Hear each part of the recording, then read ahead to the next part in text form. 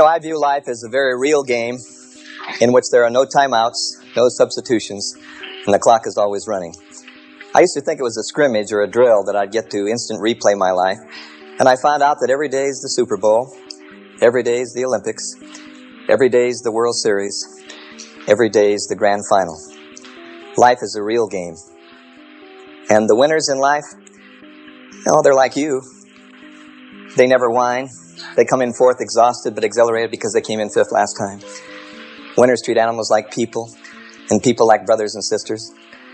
Losers criticize everyone and bring them down to their miserable level because misery loves company.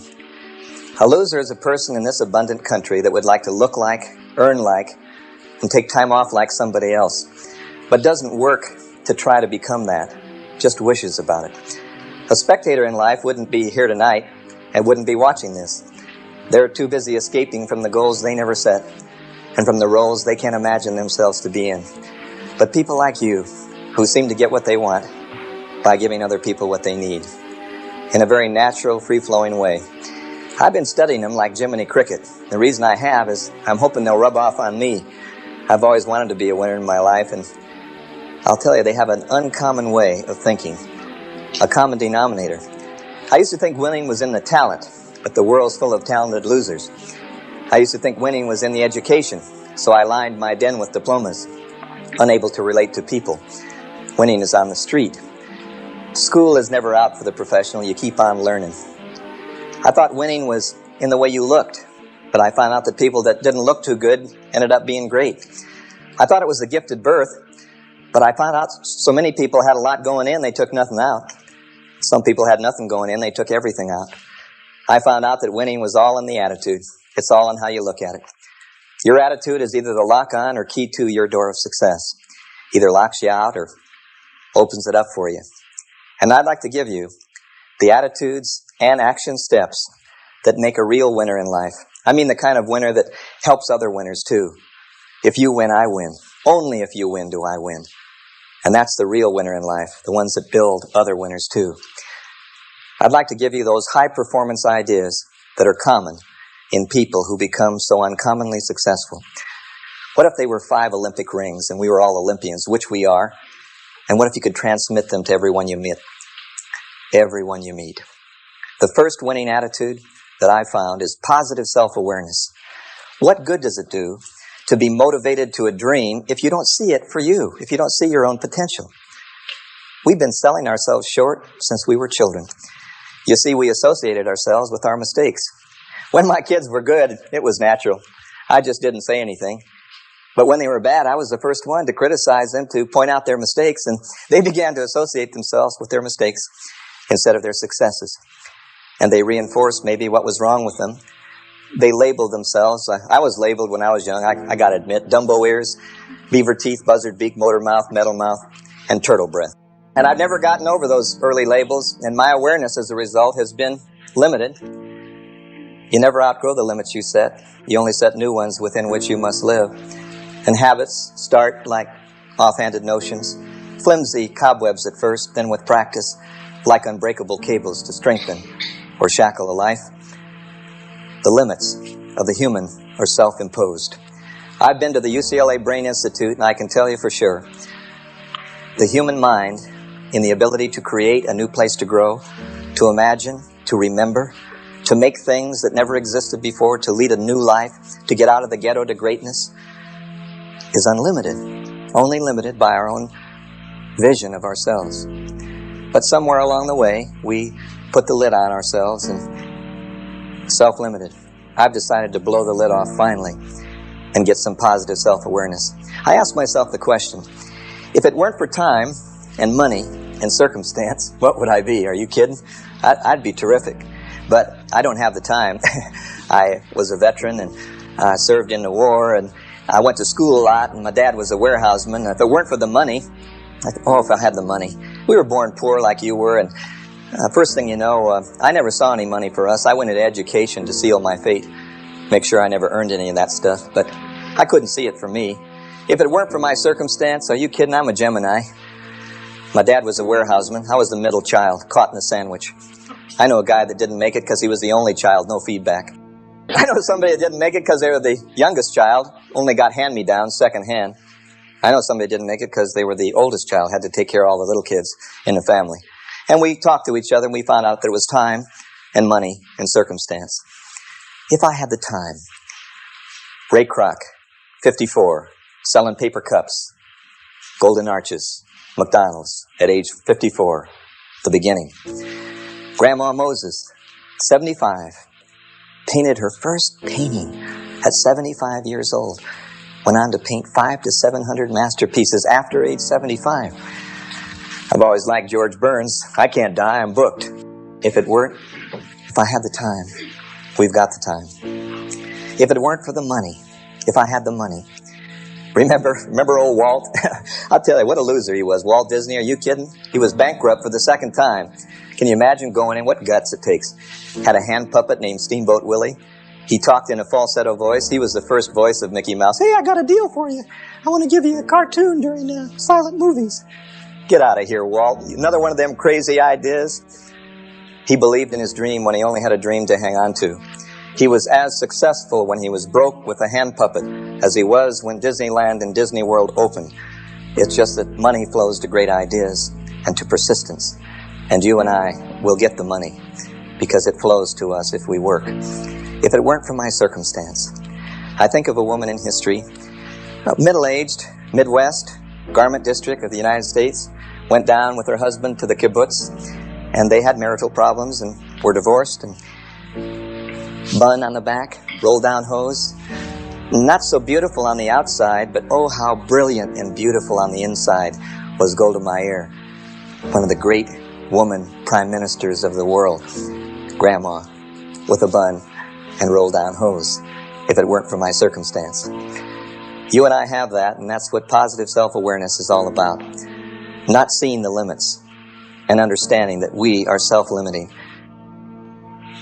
Now that you understand just how critical self-awareness is to the psychology of winning, what can you do in your daily life to become more aware of yourself and of your potential?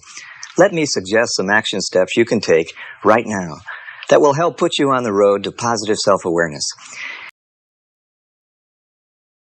Begin by seeing yourself through others' eyes. Ask yourself these questions. How would I like to be married to me? How would I like a partner like me? Would I like a parent like me? Or a manager like me? Or a child like me? Or even an employee like me?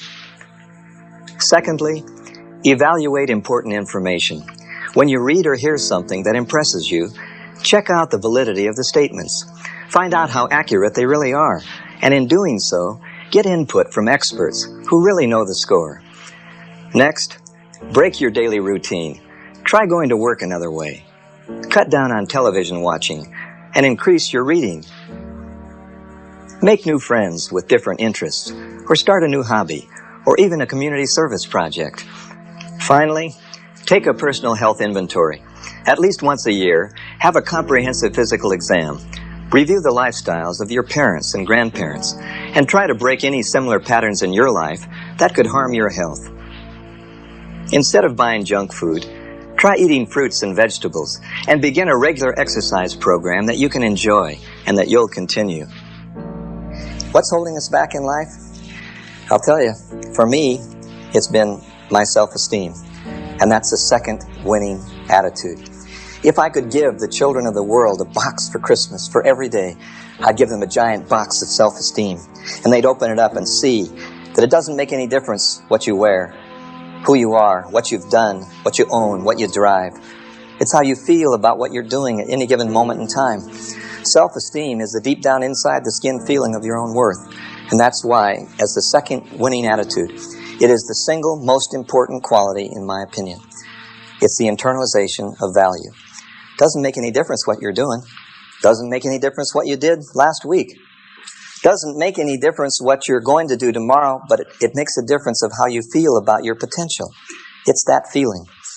You know, I give programs for young people in the summertime, and they come to youth camps, and I've been trying to help young people understand that it's not designer jeans for tots, and it's not what you're driving or what you're wearing, it's how you're feeling. That's why peer pressure is so strong. You want to belong to a winning team. There'll never be a human being more important than another based upon what you got or how you look or what you do. It's how you feel about yourself. And that's the most important thing, the internalization of value, internal standard. Not comparing yourself down or up with anyone, using competition to keep you honest, keep the quality in and the price right, and setting internal standards and giving your wins away. The three greatest fears that I've come in contact with in my life are the fear of rejection, which is the greatest fear that anyone ever has. It's greater than the fear of anything. The fear of being made a fool of in front of your peer group. Why do you suppose the pressure is on young people to dress, act, and look a certain way? It goes right up into adulthood. We're all the same. We're afraid to have people laugh at us. That's why in kindergarten, they raise their hands. They don't care if they're wrong or right. They just want to answer anything. By the time you get to the 4th grade, you begin to worry about people snickering at you and being wrong. By the time you're in high school, you say, I ain't answering. And when you're a grown-up, you always play it safe with the same kind of friends who have the same beliefs, and that's the way it is. The fear of rejection becomes the fear of change. I don't want to change and set an example. I might get criticized, I might get ridiculed, and it becomes the fear of success. And through all of my life, the one thing I've been afraid of most is making it, of winning. You know why? Because where we grew up and how we were and how it was, it didn't seem right for us. And so I had permanent potential. I just kind of majored in minors and did things that were tension relieving instead of goal achieving. And I made a lot of excuses. The fear of rejection, there was always a reason. And success always stood in my way. They asked me to publish a book, so I procrastinated. See, procrastination is caused by the fear of success. You know if you did it, you'd win, and you'd be better. So I didn't do it so I could be my comfortable self. And it worked out right. I painted the fence and walked the dog. Next thing I knew, the opportunity passed. It felt so good. Whew, just to be me again. You and I aren't afraid to be rejected because we've learned one thing about self-esteem. Since self-esteem has nothing to do with performance, it has to do with potential. You and I can separate who we are from what we do. And the one thing you learn with high self-esteem in life is you never carry failure forward. Failure is always left where it belongs as a learning experience, a stepping stone instead of a stumbling block, a temporary inconvenience. I've decided the one way you can spot a winner or loser in the making is the way you project yourself, your value. You always project on the outside how you feel on the inside. I know I do. I can't hide it. I'm not the best looking in the group, but I'm always looking my best in the group. I can't always wear the finest clothes, but they're clean and pressed usually. And you always project on the outside how you feel on the inside. You can't deny it or can't get away from it. And so that's kind of the way it is. I can spot in me other people the ability to accept a compliment and the way you forecast your value to others. When people used to say nice things to me, I threw back all the value they gave me. It's an easy tip-off. Rejection of value or acceptance of value. Pretty nice looking suit, Dennis. And I'd say, yeah, I was going to give it to the Goodwill. You're right. They said, pretty nice tie. And I said, yeah, I got some mustard on it this afternoon. And they said, yeah, kind of sloppy eater. You're right. We brought you a present for your birthday. I said, you shouldn't have. You spent too much. They said, we know, just checking your value. They said, thank you very much for what you did for our son. And I said, it was nothing. They said, we'll tell him that for you. We sure appreciate what you did the other day. And I said, don't mention it. And they didn't next time. They knew. Why would anyone, when you're paid a compliment, not accept it? Gee, your hair looks beautiful, I said to her. And she said, have split ends, need to go to the beauty parlor. I said, because you got dark roots. She said, you got a big nose. I said, I knew that. I wore this really neat sweater one winter, and they said, oh, look at that. What is it, alpaca, or is it... I said, it's got a moth hole right here. And they said, oh, gee, better use mothballs. I'm learning to look at people now and hold their gaze. I'm learning to give them my hand and my name, and that it's okay. I'm learning to project value to people. I'm learning never to lead with an excuse. I don't make excuses walking in. I try to give people value and accept it in return. Self-esteem, the single most important quality, the feeling that you got no ceiling. As you now know, self-esteem means accepting yourself as you are, right now. as a changing, growing, imperfect, but valuable individual. And since self-esteem is the foundation for all high-performance human achievement and happiness, it's absolutely essential that you take specific action to feel better about yourself. Here are my action steps for enhancing self-esteem. First, take stock of your personal assets. Ask yourself, what are my talents and strong personality traits? Who are the family members and friends I can really count on? What are my accomplishments and skills?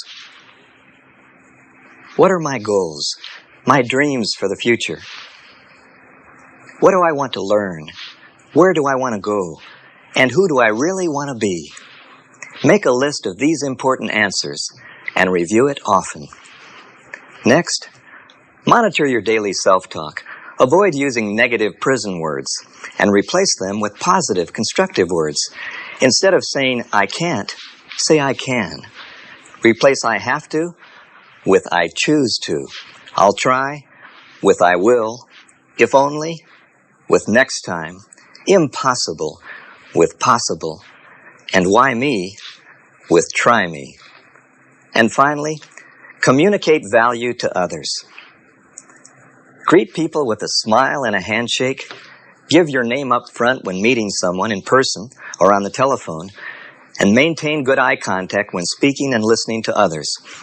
Always say thank you to compliments. The third winning attitude, in my opinion, is positive self-control. The idea that life is a do it with God, do it for others, do it to myself project. And I can take the credit of the blame for being just about who I've set out to be. I've never understood that until recently. I've never told a lie that hasn't come back to bite me harder than when I said this offhanded thing. It's the unfailing boomerang, the law of cause and effect. What goes around comes around. And it does. Responsibility. The healthiest, happiest, most directed human beings are the ones that believe that they exert a degree of control on the outcome of their lives by the choices that they make. Oh, there should be a statue of responsibility. Oh, there should be. It should stand tall on Alcatraz as a reminder of the rusted remnants of freedoms lost in the past. And that statue of responsibility should be standing high on Alcatraz in San Francisco Bay to match the Statue of Liberty. No freedom without responsible action. Life is a choice, and we make choices in the way we think. I need to understand that. I didn't know that. I thought I was just a victim of the system in my own way. My father was a warehouseman. My mother didn't know any different, and I thought I was destined to stay in the Navy. I could have. It might have been nice. I love the Navy. But I decided to get out, and what I've decided to do is study people who make choices. The healthiest people. Volition. Children cry for a dry diaper, and they cry for nourishment. They cry to be held. If whining gets goodies, the whining continues. People always do that which they're paid attention for. I've learned something. Time is the only equal opportunity employer. Did you know that? You control the clock, how you use it, how you choose to spend your thoughts. You control your contacts, who you run with, who you model yourself after. You control that. You control your concepts, what you think about. You control your causes, what you've repeated over and over again to make your purpose. You control your communications, how you talk and what you say. You control your commitments, how much time you give to any one thing. You control your concerns, how you respond. Losers let it happen. Winners make it happen. Losers see thunderstorms. Winners see rainbows. Losers see icy streets. Winners put on their ice skates. Losers take chances. Winners make choices. It's all in the way you choose to think. And Earl Nightingale and the scriptures and people through the years have said it best. You do become what you think about most of the time. And most of the time you and I think about winning and success and positive opportunities. And we control that. It's the most exciting thing I've learned. I learned it from the Olympic athletes. Believe me, they have that moment to either choke or come through. And they control how they think just before they perform. And they always think in terms of the desired result. And they slow their heart rate down, and they get their breathing, and they say, come on, just like drill. Need a 10? Got a 10. This one's for you, mother. Who does that sound like other than Mary Lou Retton? I need a 995. Need a 10? Got a 10. Control. Positive self-control means being in the driver's seat, exercising your power of choice, and understanding that losers let it happen, while winners make it happen. So take control of your life. Here's a suggestion. Before going to sleep at night or first thing in the morning, make a list of priorities for the new day. Not just a list of things to do, but a lineup of key tasks with the most important ones at the top. Double-check that list as the day wears on to see how you're doing. Take control of your time. List 5 important but unpleasant tasks that you've postponed, and do them, all 5, this week. Take control of your finances. Make a budget of your income and expenses and begin a regular savings program. Treat your savings account like a monthly bill and become accustomed to paying into it frequently. The next winning attitude is if you've got the control of the thought, where would you lead it? You lead it in terms of the imagined self. And the next point is a positive self-image, which in fact is no more than goals, because a goal is an image of the self, of yourself in it. And I look at that and I know what's happened to me. Your image of self comes mostly from the conversation that you have with yourself. You know, you and I talk to ourselves at 400 to 600 words a minute every waking moment of our lives. What do you say when you talk to yourself?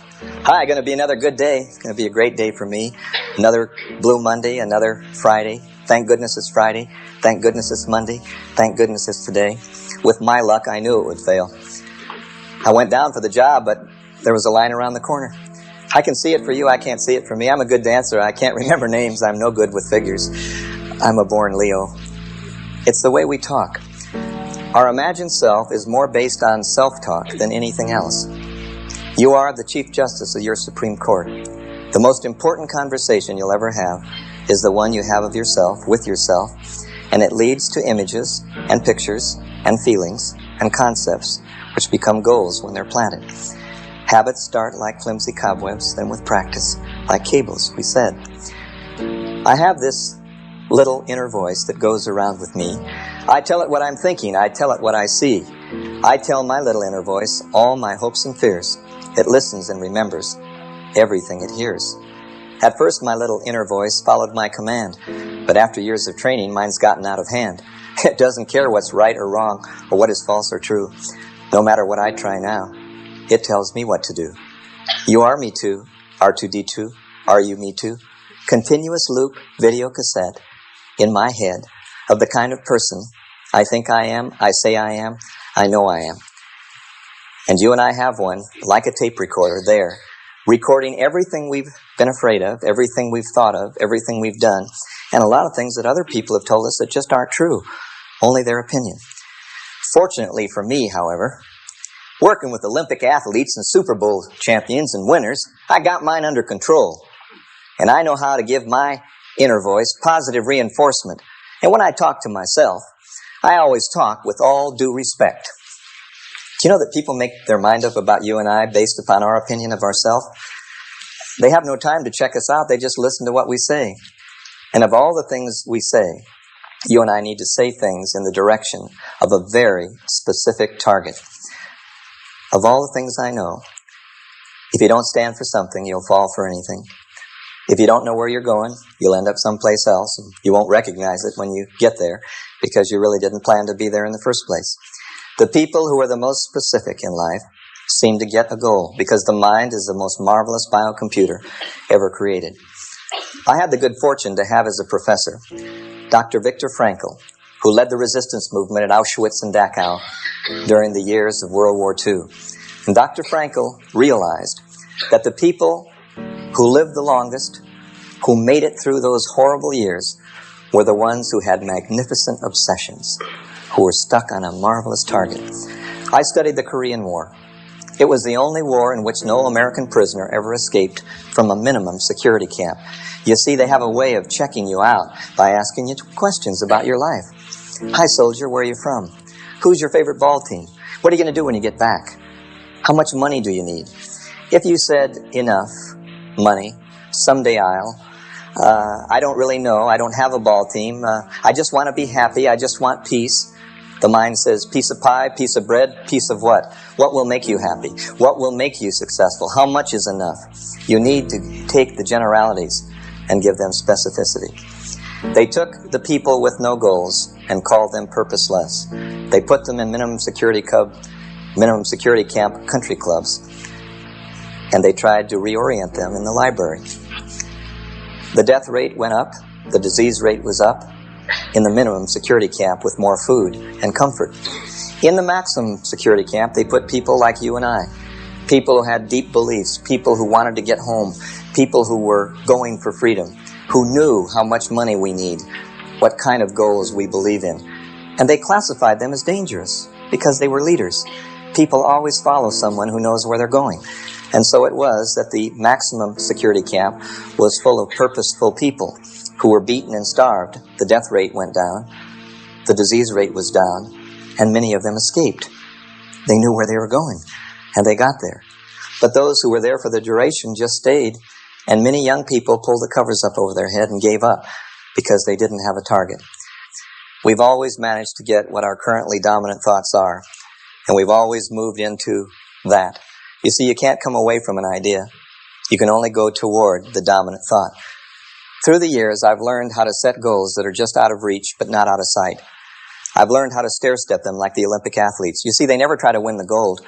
They only try to do a better split. A little faster this, a little more of this. They try just to be out of reach, but not out of sight.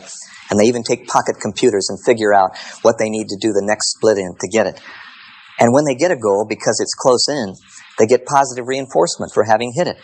When they miss a goal that's close in, they can get easy correction to the target. I used to set my goals. I want to be president of the world. I want to be like any actor or somebody. Just today. You can't do that. You take it a little bit at a time, just out of reach. And of all things to tell yourself, never tell yourself what you don't want to happen, what you don't want to be, what you don't want to recur again. Never tell yourself how much weight you don't want to be. Never tell your children, clean up your room, you pigs. I used to. Clean up your room, you pig. And they cleaned it up and got it messy the next day. They know who they were. Oh, you can't come away from a condition. It's like saying don't giggle in church. Why would you ever tell somebody not to giggle in church?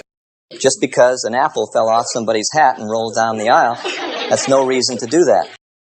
Many of you who know about the World Series and sports know that sports is a microcosm of the world.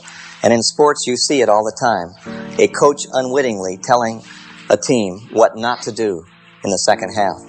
Why would anyone motivate anyone on the reverse of an idea? Why would you ever tell yourself anything except where you wanted to go and be? I weigh this much. I'm fit and trim. I can feel my body grow stronger now. I'm achieving my financial goals. Not what I don't want to be, but what I want to be. The dominant thought of the winner. You know, sometimes that inner voice just isn't very cooperative. So you need to work hard every day to fine-tune it, to feed it fresh information for building a new and better self-image. To be a winner in life, you must have a well-developed game plan. Your objectives can range from lifetime goals to daily priorities.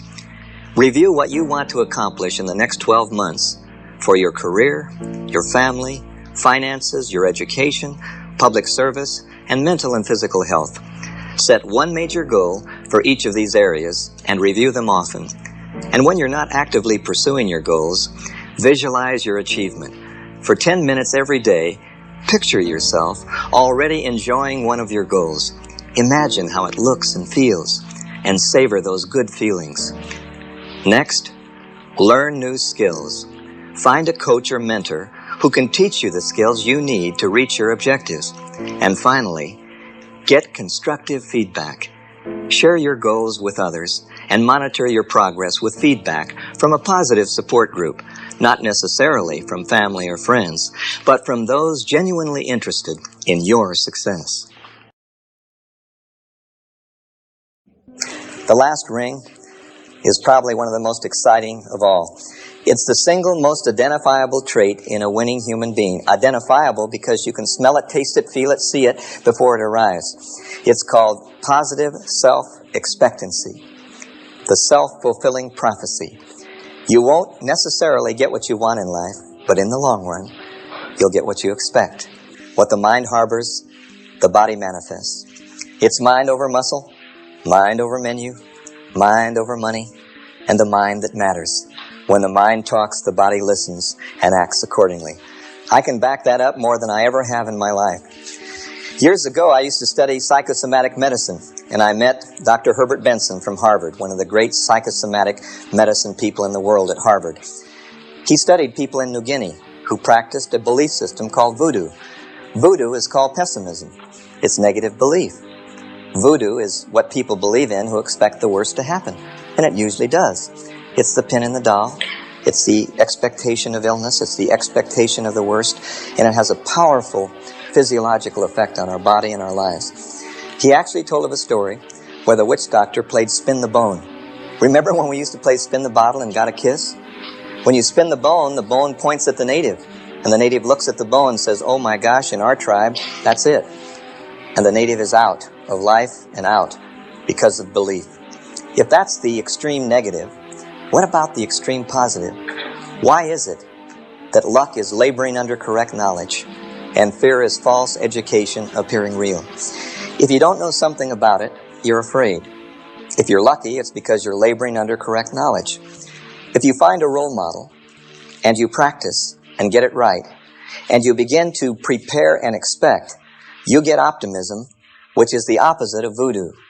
Optimism is the natural high caused by people who are prepared to win by who they model themselves after, what they study, and the persistence they put to that preparation. I get so excited I can hardly stand it. They took blood samples of actors and actresses back in New York, and they found the people who were positive and optimistic in the parts they played had more endorphins, morphine within the blood, the natural high, 98 to 200 times stronger than anything you could take from the outside. No wonder. Endorphin, morphine within, natural morphine, is caused by people with high expectations. Opiates are taken by people with low expectations. And because they're not optimistic about their future, because they don't have high self-esteem, because they feel out of control, their awareness tells them they need to be like everybody else. Their esteem tells them they're not worth much. Their control tells them they're out of control. Their image tells them that they have no goals. And their expectancy tells them that the only way to get happy is to get a dose, a fix. The people with low self-esteem and low expectancy take opiates from the outside. The only side effects are devastating. Winners in life with high expectations expect to win and do what's necessary. And they get endorphin. Women get it during labor to help along a blessed event. Athletes get it wearing their Sony Walkman listening to Chariots of Fire. I thought it was my Walkman that did it. It isn't. It's high expectation. It gives you the natural high. You know, that's exciting. You sing because you're happy, and you're happy because you sing. They both provoke the same idea of optimism. I'm optimistic about the future. I believe in the Chinese definition of crisis. In China, 5,000 years ago, they took the word crisis and made it into 3 symbols. Opportunity, riding the dangerous wind. Crisis has 2 edges, 2 sides, 2 faces. It's opportunity riding the dangerous wind. Alexander Graham Bell had a family member who was hard of hearing, so he invented the telephone as a hearing aid, not knowing he was going to solve a communication crisis for the rest of the world. He was trying to help out his own family member as a hearing aid, and invented the telephone. I thought inventions were invented by people who wanted to make money. They're not. They're invented by people like you and I who want to solve problems and who convert them into opportunities. I'm so excited about positive self-expectancy because it leads and follows all the others. Because you usually get from life what you expect, it's critically important to expect the best for yourself. Let me suggest these action steps for positive self-expectancy. First, view problems as opportunities. Make a list of your most pressing problems, the ones that block your professional and personal fulfillment. Write a 1-sentence description of each problem, and then rewrite the description, only this time, challenge your ingenuity by describing the problem as an opportunity. Next, maintain an upbeat outlook. Wake up each day to beautiful music instead of to a jarring alarm clock. Before doing anything else, take a brisk walk around the block to clear your mind for the day ahead, And then go eat a nutritionally balanced breakfast to fuel your energy. While showering or dressing, use positive self-talk. Tell yourself, it's another good day for me, or that sales meeting will work out just fine. Associate with winners. Avoid the naysayers. Remember, misery may love company, but so does success. And finally, expect the best from others. Praise and encouragement are powerful motivators. So offer praise and encouragement freely and generously to the others in your life, so that they can rise to your expectations as well as to their own. If you're aware of the abundance that you've got, you get positive awareness. You open up to the potential. You start looking for opportunities. If you have good self-esteem, problems become a temporary inconvenience, and a stepping stone comes out of a stumbling block. If you have a feeling of control, you believe that you control the way you respond to things, and you and I respond to things effectively rather than reacting irrationally. If you have a good self-image, it's like a thermostat. You start controlling the way you talk and the way you think and the way you act. And you and I visualize. We visualize within while we're doing without. And if you've got positive self-expectancy, then you're a natural-born optimist, but it's just the way you are. And you see opportunities out of crises. You can be a total winner, even if you're a beginner. If you think you can, you can. If you think you can, you can. Raise that C up to an A. Make the big play. If you think you can. You can ride your own black stallion. You can wear the gold medallion. If you think you can. It doesn't matter if you won before. It makes no difference what the halftime score. It's never over till the final gun. Is there one? So keep on trying, and you'll find you've won. You can make your presence greater than the barest refrigerator. If you think you can, you can. If you think you can, you can. You can profit through inflation and redirect this nation. If you think you can. You grab a dream and then believe it. Go out and work. You'll achieve it. If you think you can, you can. If you think you can, you can. And we thought we could. And we knew we could. And we knew there was no time to lose. But we knew there was plenty of time to win.